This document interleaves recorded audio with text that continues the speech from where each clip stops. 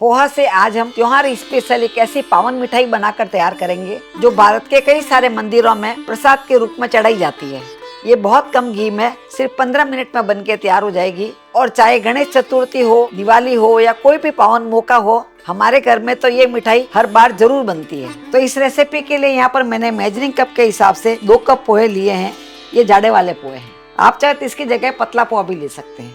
इस पोहा से हम कांदा पोहा, बटाटा पोहा बनाते हैं, वही वाला है। आज की रेसिपी में हमें इसे वॉश नहीं करना है, इसीलिए यहाँ पर मैंने एक छलनी ली है और इसके नीचे एक बर्तन लगा दिया है। तो इसको अभी हम छान लेंगे। इसे इसके ऊपर कोई इम्प्योरिटी वगैरह होगी तो निकल जाएगी, या महीन महीन दाने होंगे वो भी निकल जाएंगे। वैसे आपको हमारी रेसिपी पसंद आती है तो आप उसे लाइक जरूर किया करें, साथ ही कमेंट करके आप अपना फीडबैक भी जरूर दिया करें। इस तरह से पोहा को हमें छान लेना है। छान लेते हैं तो इसके ऊपर डस्ट होती है या महीन महीन दाने होते हैं वो निकल जाते हैं।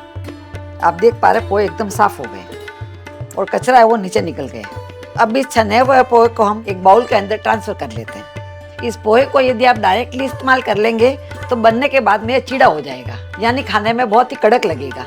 इसलिए हमें इसको इस तरह से इस्तेमाल नहीं करना है। तो यहाँ पर मैंने 1 कप जितना दूध लिया है। आप दूध नहीं इस्तेमाल करना चाहते हैं तो इसकी जगह पे पानी ले सकते हैं। और ये दूध थोड़ा गुनगुना दूध है, हल्का सा गर्म है। इस पूरे दूध को हमें इसमें डाल देना है। इस तरह से दूध में पोहा भिगा देते हैं तो इसका स्वाद बहुत ही अच्छा आता है। पूरा 2 कप पोहा के अंदर मैंने 1 कप दूध डाल दिया है और इस तरह से मिक्स कर लेना है। थोड़ी देर में पोहा है दूध को एब्जॉर्ब कर लेगा, जिससे इसका स्वाद बहुत अच्छा आएगा। अब इसे ढक करके हम साइड में रख देते हैं। और यहाँ पर मैंने एक बर्तन लिया है और बर्तन में 1 कप जितना गुड़ डाल देते हैं। गुड़ को मैंने छोटा छोटा तोड़ लिया है। गुड़ को कभी भी आप तोड़ करके डालें या कद्दूकस करके डालें। यहाँ पर मैंने 2 कप पोहा लिया था, इसीलिए हमें 1 कप जितना गुड़ लेना है। इस चीज का ध्यान रखें। और कोई भी शुभ दिन होता है तो मिठाई हमें गुड़ में ही बना के तैयार करनी चाहिए। आपके पास गुड़ नहीं हो तो इसकी जगह पे आप शक्कर भी ले सकते हैं, देसी खांड भी ले सकते हैं, जो भी आपके पास हो उसका इस्तेमाल कर सकते हैं। अभी इसे हम डाल देते हैं। हमने 1 कप गुड़ लिया था, इसलिए हमें मेजरिंग कप के हिसाब से आधा कप जितना पानी डालना है। आप कोई भी कप का नाप सेट कर लें। जिस कप के नाप से आप पोहा लेते हैं उसी के नाप से आपको गुड़ लेना है, उसी के नाप से आपको पानी डालना है। अभी हम गैस को चालू कर देते हैं और आँच को हम धीरे कर लेते हैं। एक बार इसको मिक्स कर लेते हैं। अभी धीरे आँच में जब तक गुड़ पिघल रहा है तब तक यहाँ पर मैंने एक पैन लिया है और यहाँ पर मैंने 1 कप जितना फ्रेश नारियल लिया है। नारियल को मैंने कद्दूकस कर लिया है इस तरह से। इसका फ्लेवर इसमें बहुत अच्छा आता है। यदि आपके पास फ्रेश नारियल नहीं है तो इसकी जगह पे आप नारियल का चूरा भी ले सकते हैं, या आपके घर में नारियल का गोला पड़ा हो तो उसको भी आप कद्दूकस करके ले सकते हैं। उसका भी टेस्ट इसमें बहुत अच्छा आएगा। अभी हम गैस को चालू कर देते हैं। ध्यान रखें इसमें हमने घी नहीं डाला है, क्योंकि नारियल के अंदर तेल अच्छी मात्रा में होता है। बिना घी भी अच्छे से सिक जाएगा। यदि आपने सूखा नारियल लिया है या नारियल का बुरादा लिया है तो उसको सिकने में कम टाइम लगेगा, और फ्रेश नारियल लिया इसको सिकने में थोड़ा सा ज़्यादा टाइम लगता है, और ये भी जल्दी सिक जाता है। तो इसे लगभग मैंने 3 मिनट तक सेक लिया है। 3 मिनट में आप देख पा रहे खुला खुला दिखने लग गया है, और साथ ही इसकी खुशबू तो इस समय बहुत ही अच्छी आ रही है। अभी हम गैस बंद कर देंगे और इसे एक दूसरी प्लेट पर निकाल लेंगे।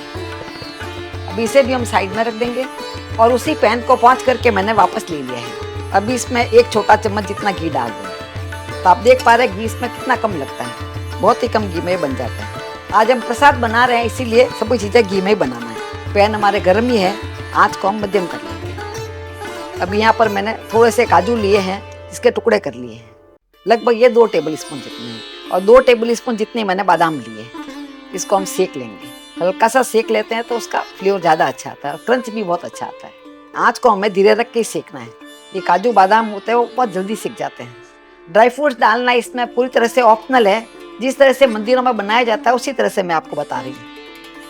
आप चाहे तो सिर्फ काजू डालकर या बादाम डाल के भी बना सकते हैं। काजू और बादाम हल्के हल्के सिक गए हैं, तो यहाँ पर मैंने 2 टेबल स्पून जितने किशमिश लिए, ये इसमें डाल देते हैं। किशमिश क्या जल्दी सिक जाती है, इसलिए इसको बाद में डालना है। ये रेसिपी इतनी आसान है कि यदि आप अपने घर में पहली बार भी बना रहे हैं तो आपके घर में परफेक्ट ही बन के तैयार होगी। और साथ ही त्योहार के समय हमारे घर में काम बहुत होते हैं और समय कम होता है, तो उस समय ये फटाफट मिठाई बनाकर तैयार कर सकते हैं। अभी किशमिश भी आप देख पा रहे फूलने लग गई है। अभी हम गैस को बंद कर देंगे और गैस बंद करने के बाद में इसमें 1 टेबल स्पून जितना तिल डाल देते हैं। यहाँ मैंने ब्लैक तिल लिया है, आप इसकी जगह पर चाहे तो व्हाइट तिल भी ले सकते हैं। और ये गैस बंद करने के बाद में तिल डालना है, क्योंकि तिल बहुत जल्दी सिक जाते हैं। देखिए तिल की आवाज़ आने लग गई है। अभी सभी चीज़ें बहुत ही अच्छे से सिक गई है। अभी जो मैंने नारियल को निकाला था उसी के अंदर इनको भी निकाल लेते हैं। इस तरह से हमारे सेकने का काम पूरा हो गया है।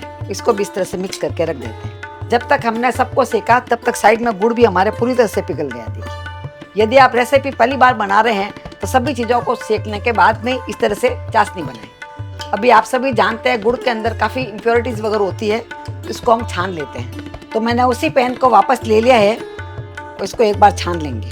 गुड़ पिघल जाने के बाद में आपको छान लेना है। अभी हम गैस को वापस चालू कर देंगे और इस चाशनी को और पका लेंगे। इसकी हमें बहुत ज़्यादा गाढ़ी चाशनी नहीं बनानी है, हल्की चिपचिपी चाशनी बना के ही तैयार करनी है। आप इस तरह से थोड़ा सा लेकर के देख लें और इसको ठंडा कर लें। गरम गरम में हाथ नहीं डालें। हल्का सा ठंडा करने के बाद में आप हाथ में इस तरह से लेकर देख लें। अभी तक ये चाशनी बनी नहीं है। इसमें तार वगैरह चेक करने की ज़रूरत नहीं है। चाशनी को थोड़ा चिपचिपा बनाना है, हाथ में पानी जैसा नहीं लगे, इस चीज़ का ध्यान रखें। अभी यहाँ पर मैंने 1 टीस्पून जितना इलायची पाउडर लिया है, ये भी इसमें डाल देते हैं। इलायची का फ्लेवर इसमें बहुत अच्छा आएगा। अभी साइड में इसे रखे हुए लगभग 10 मिनट हो गया है, इसे चेक कर लेते हैं। 10 मिनट में आप देख पा रहे हैं पोहे देखिए अच्छे से फूल गए हैं, पूरे दूध को एब्जॉर्ब कर लिया है। इस तरह से दबा के देखेंगे तो देखिए सॉफ्ट हो गए। थोड़ा सा आप टेस्ट करके भी देखेंगे तो बहुत ही स्वादिष्ट लगेंगे। इसी तरह से हो जाना चाहिए। इस समय आप चाहे तो पोहे को थोड़ा खुला खुला कर सकते हैं इस तरह से, या आराम से खुले खुले हो जाएंगे पोहे। अभी साइड में चाशनी को भी मैंने 2 मिनट तक और पका लिया है। अभी इसे एक बार चेक कर लेते हैं। आँच को धीरे कर लेते हैं और इस तरह से ले लें इसके ऊपर, और थोड़ा ठंडा करने के बाद चेक करें। गरम गरम में हाथ नहीं डालें, हल्का ठंडा करेंगे तो आप देखेंगे इसमें कोई तार नहीं बन रहा है, तो चाशनी चिपचिपी हो गई है। इस तरह चिपचिपी हो जानी चाहिए, पानी के जैसा नहीं लगना चाहिए। पानी जैसा लग रहा है इसका मतलब चाशनी आपके बनी नहीं है। अभी हम गैस को बंद कर देंगे और जो पोहा हमने दूध में भिगा के रखा था पूरा पोहा इसमें डाल देते हैं और इसे मिक्स कर लेते हैं। तो आप देख पा रहे हैं गुड़ के कारण से इसका कलर कितना सुंदर आ गया है। गुड़ से ये हेल्दी भी बनता है, इसका कलर भी बहुत अच्छा आता है।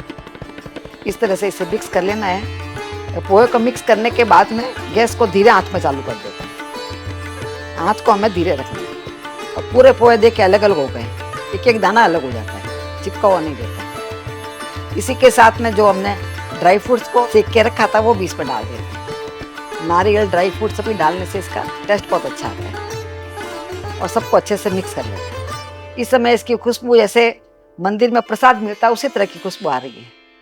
इसे मैं ज़्यादा पकाना नहीं है, एक बार गैस चालू करके हल्का सा मिक्स करने के बाद में गैस बंद कर देंगे। इस तरह सबको मिक्स कर लिया है और मिक्स करने के बाद में अभी हम गैस को बंद कर देते हैं।